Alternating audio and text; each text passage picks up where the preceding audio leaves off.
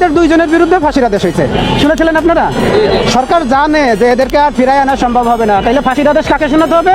যারা দেশের বাইরে আছে তাদের দুজনকে ফাঁসি শোনাতে হবে। ভাই সোনা লক্ষ্মী, আমাদেরকে এতটা বোকা ভাবেন না। আপনারা জানেন দরবেশ তো আটকা আছে, দরবেশের চালাপেলা আটকা আছে, এবং আমরা অনেক মন্ত্রীর নাম জানি, তারা এখন পর্যন্ত বাংলাদেশের জেলখানায় আছে, একই অপরাধ, একই অন্যায়। কই তাদের বিরুদ্ধে তো ফাঁসির আদেশ শুনেছেন আপনারা? শুনেন না। ঠিক তেমনই কোন ফয়সালের চেলা আমার ভাইকে গুলি করেছে, এই যে 7 তারিখে যে চার্জশিটটা দিবে, এই মামলার রায়ে দেখবেন ওদের দুইজনের নামে ফাঁসির আদেশ হবে। ওই সার্কাসটা একদম পুরনো সার্কাসটা চালিয়ে যাবে। তার কারণ হলো যে ওরা পালিয়ে গেছে, যে ওদের ফাঁসির আদেশটা জারি করে রাখবে। বাংলাদেশে যারা এর পিছনে কলকাঠি নেড়েছে এদের বিরুদ্ধে কোনো রকম কোনো ব্যবস্থা নেওয়া হবে না।